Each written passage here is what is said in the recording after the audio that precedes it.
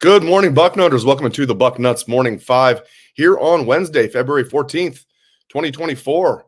I am Dave Biddle. I'll be joined by Steve Helwagen in just a moment. Happy Valentine's Day. Happy belated birthday to Steve Helwagen. His birthday was yesterday.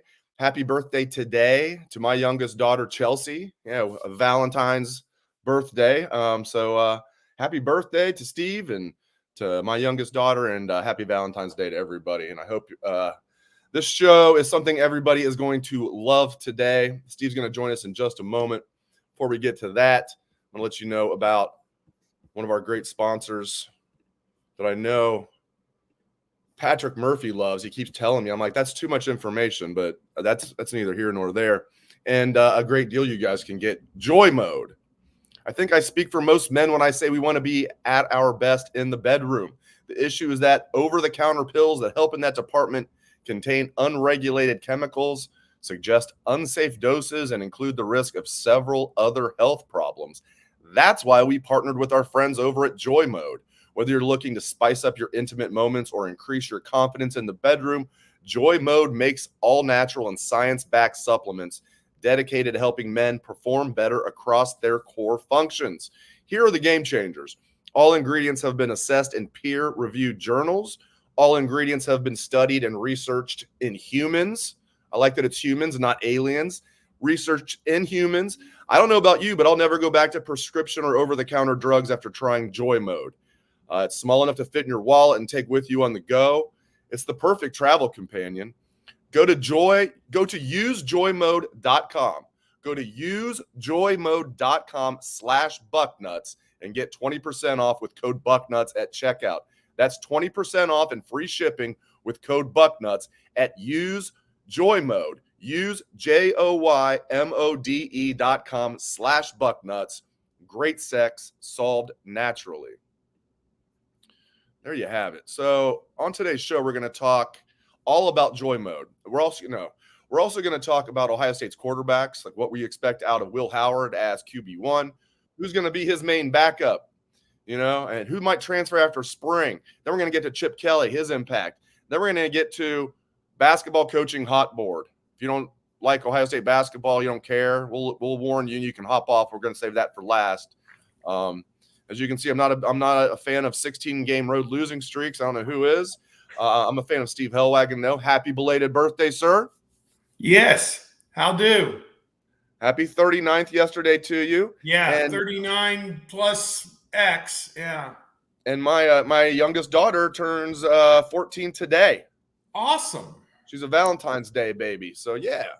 So awesome. You guys are one day apart in just 25 years. It's not really, you guys aren't too far apart.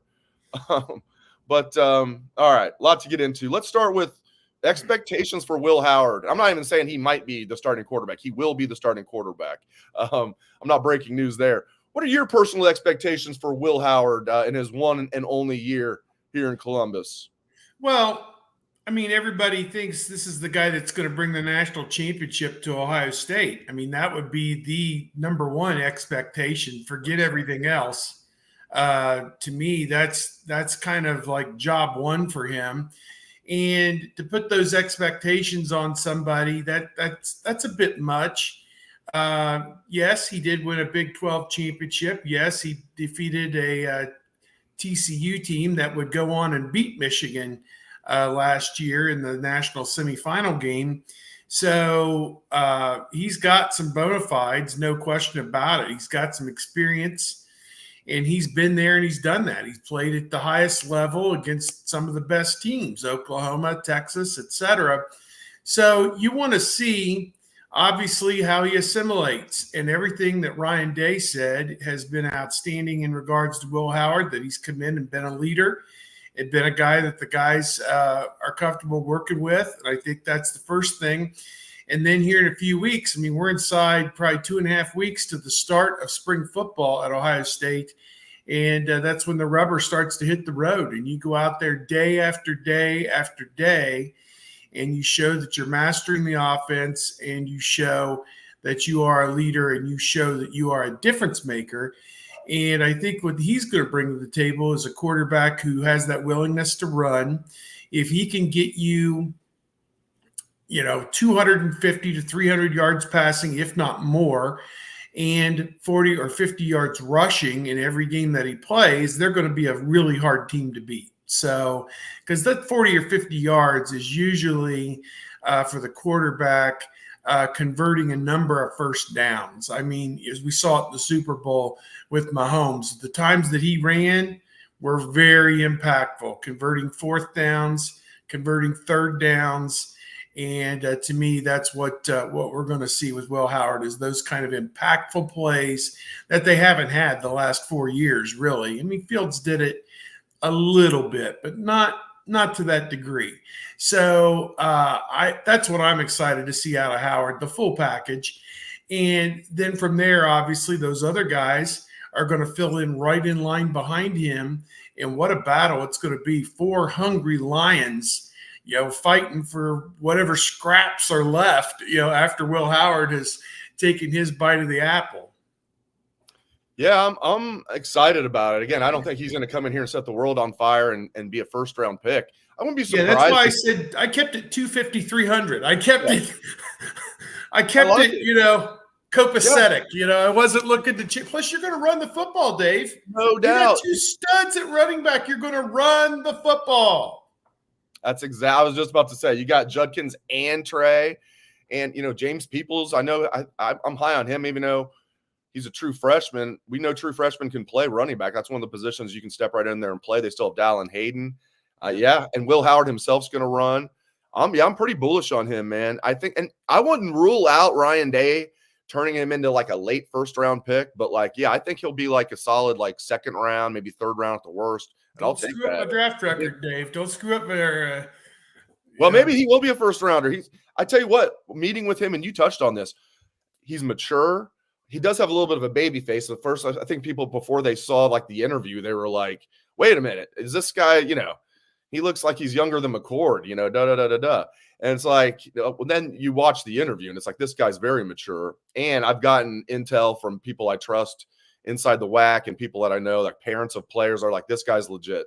This guy is in all of 2 seconds to win over the locker room. And that's not easy walking into Ohio State and doing that with these guys. And I expect big things out of him. I'll throw this in there real quick. I was watching the Senior Bowl and a guy from Kansas State got his invitation, I presume in December, after Howard had probably made the decision he wasn't going to play in the bowl game, I presume. Maybe it was before. I don't know.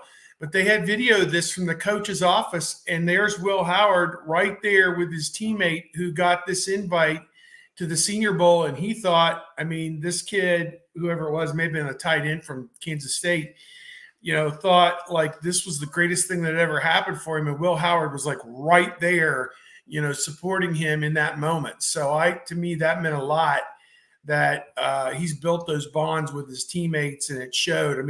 He wasn't even really mentioned in the clip, but he was just in the background. This probably in December at some point. So to me, that's the kind of thing you like to see. Somebody who is invested in everybody around them. And I know that those bonds are hard to build in a few days and a few weeks, but that's what this time of the year is all about, is building, taking all these disparate pieces, a couple guys from Alabama, a guy from Kansas State, a guy from Ohio University, and just, put it in there with all these guys who have come back. And you think that JT Tuimoloau and Sawyer and those guys are looking at Will Howard and saying, this guy right here, this guy is what's going to help us get over the top. And to me, that's what team building is all about. All right, now some people are saying don't rule out Devin Brown being the starter. I'm ruling it out. Will Howard's not coming here. I don't think necessarily Ryan Day guaranteed him the job, but I'm sure it was implied. I'll be shocked if Will Howard. I like Devin Brown. He just is too injury prone. He's got he's I don't want to say he's brittle, but he gets in his own way with all these injuries and stuff. He's injured 3 different times. It's it 4 different times. The spring, early in the season, warm-ups, and then the bowl game. 4 different times the guy was injured in the last year. And, he's got to find a way. The only ability that counts is availability. So If he's not on the field and not practicing, he's not in the competition. So he's got to figure out a way to get by that. We got Eric on Facebook saying Will Howard is a more consistent Cardale Jones. Oh, 18 gauge for him. I'm assuming he's going to wear 18. He wore 18 at Kansas State. He's a Peyton guy, and it's last time I checked, Marvin Harrison. Marvin. So I think Marvin. Who am I going to sing about this year? It used to be Philadelphia Freedom for Philly Brown, and then Marvin. Who am I going to sing to this year? I don't know. Oh, we'll figure something out. All right. Who's going to be now? I think it's going to be Julian Sayin as a true, because I think Devin Brown's going to transfer. Who knows? I hope all 5 stick around.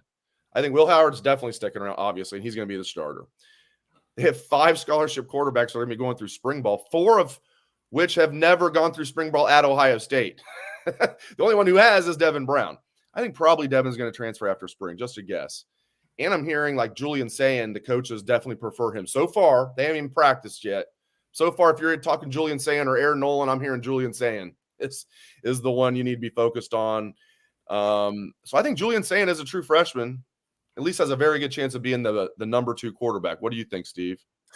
Again, my knowledge about these guys is so small because I've really never watched them practice, really never even watched them, their high school film to know who does what. But I was always a big Aaron Nolan person just because I saw him show up at spring football last year, and he wasn't messing around. He was in the huddle, like watching the offense operate last spring. And to me, that looked like somebody who was a pretty good student of the game. So he seemed very serious about what was going on. So again, I think let it play out, let them get into spring football, us sitting here talking about it.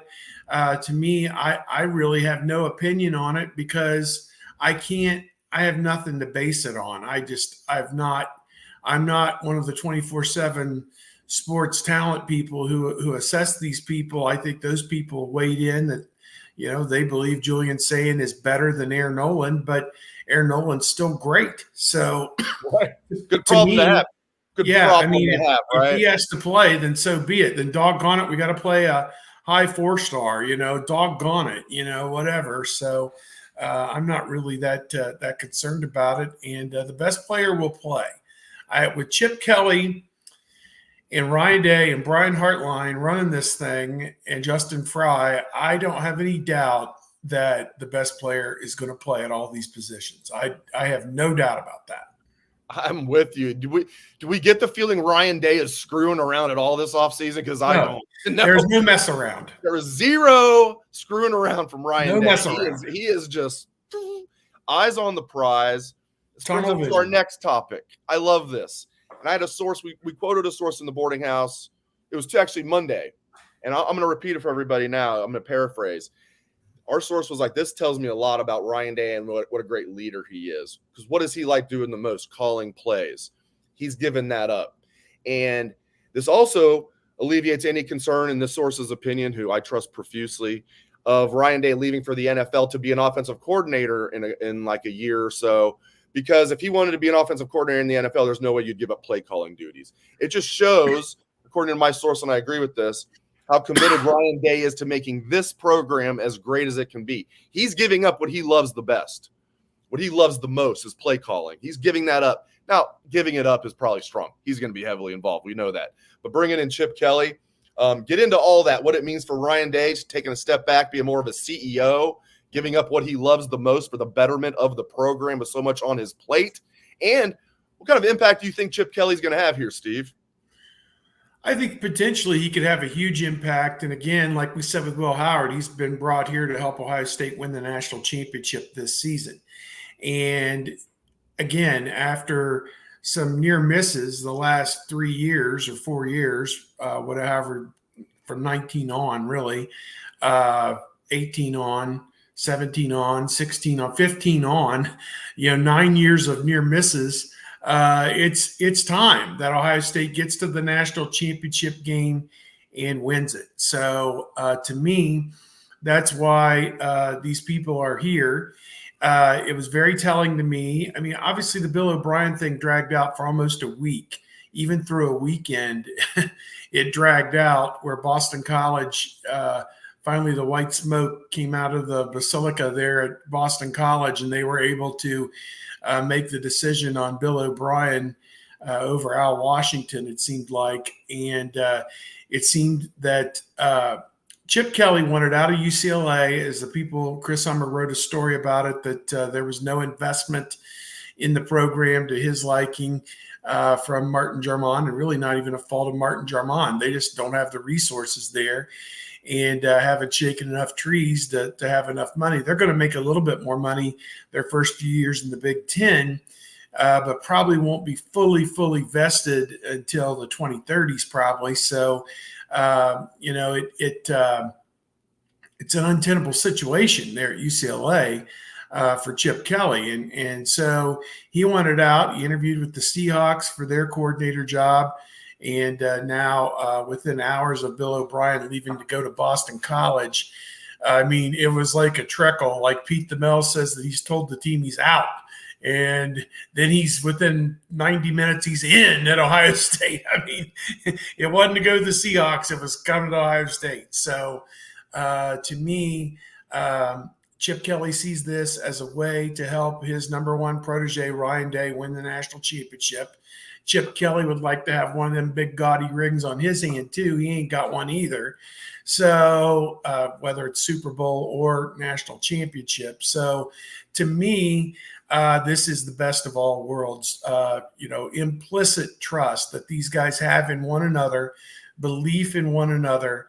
They're going to sit around a table. They're not going to BS each other. They're going to say, this guy can play, this guy can't play, this is what this guy can do, this is what this guy can't do.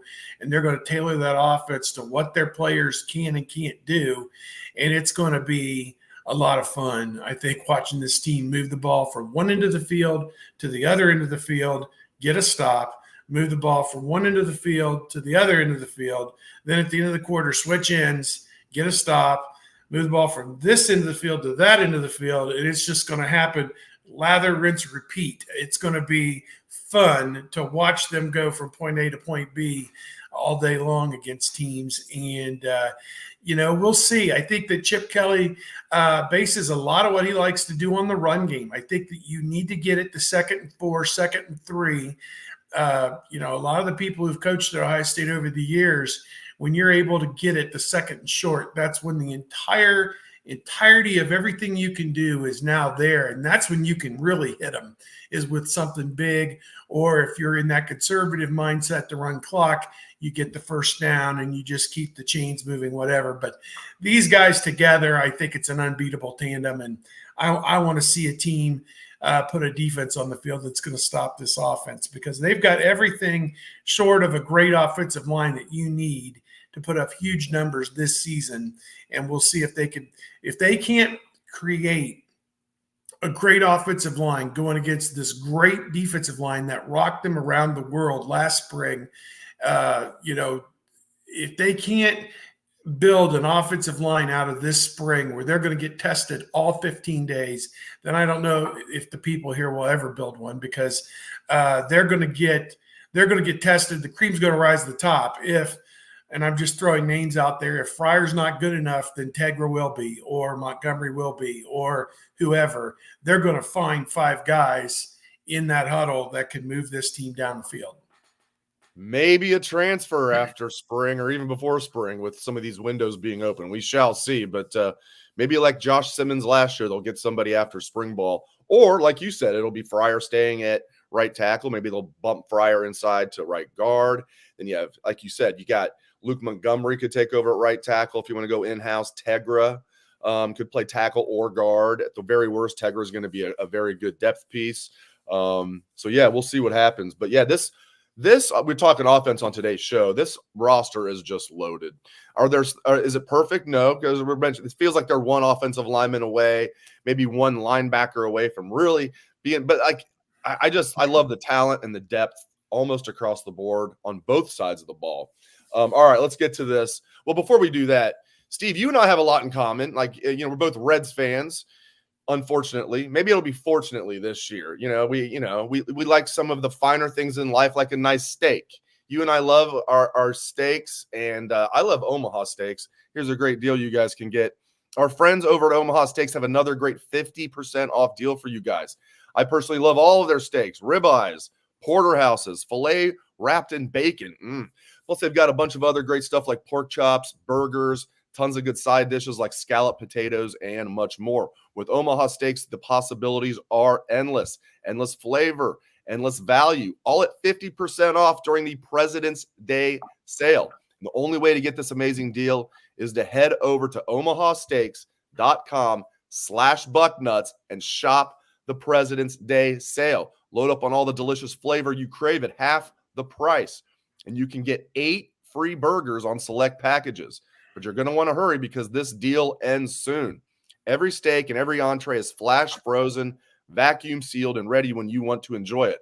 All backed by their unconditional 100% money back guarantee. Score presidential deals during the President's Day sale going on right now at Omaha Steaks. Save 50% off site-wide with all of your mouth-watering favorites, from tender, juicy steaks to delicious comfort meals, decadent desserts, and so much more. Plus, you'll get 8 free Omaha Steak burgers with select packages, and every purchase is backed by their unconditional money-back guarantee. Again, simply go to omahasteaks.com/bucknuts and shop the President's Sale today. 50% off. omahasteaks.com/bucknuts, 50% off. Boom. Love me. And they got a bunch of other good stuff too, but steaks. Love me some steaks. Steve might like steaks even more than I do, which is saying a hell Went of a to lot. Longhorn last night for my birthday. Attaboy. Guess what? I've raised my daughter right. Guess what we're going? We're going to get out to get a steak for her, and we got to go early because Valentine's Day.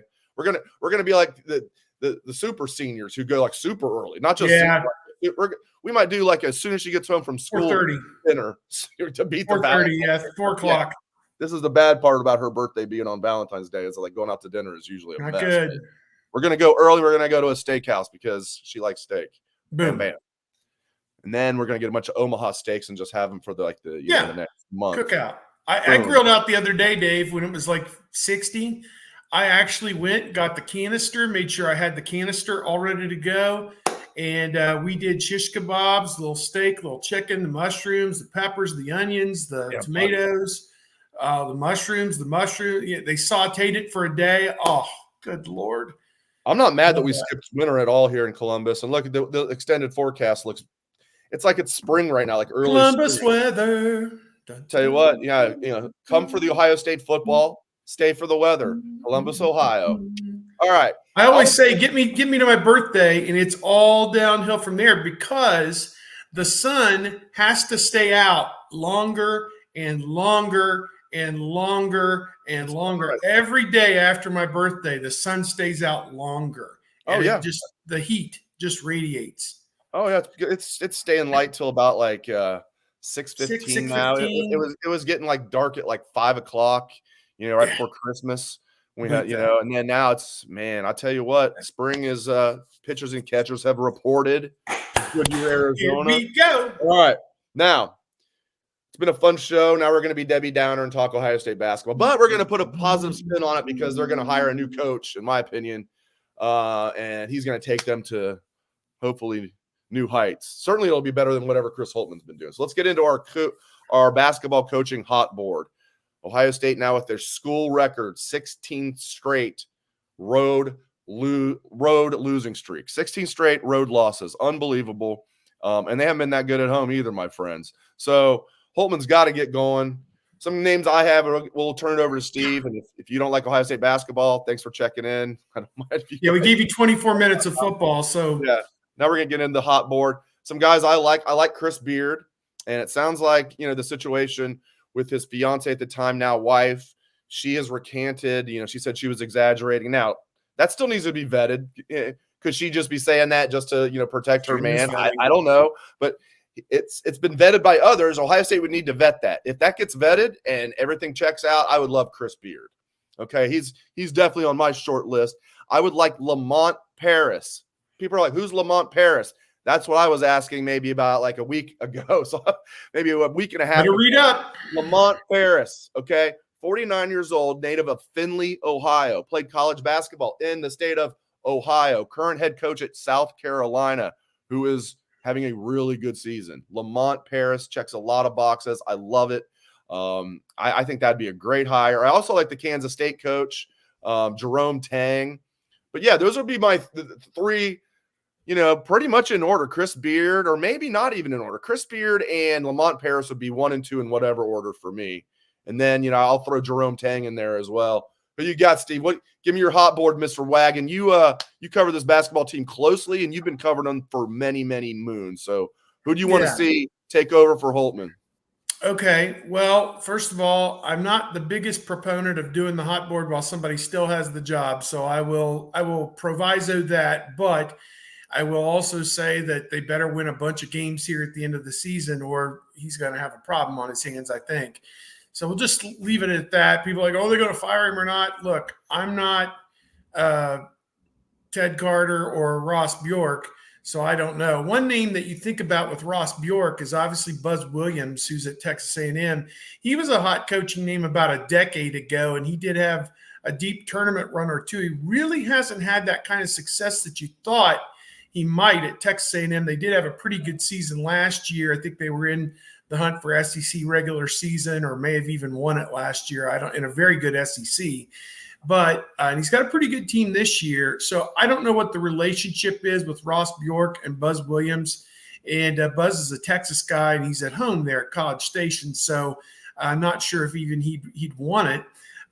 One of your names that I liked was Lamont Paris, over 20 wins, ranked for the first time at South Carolina. They are since 2017, I believe.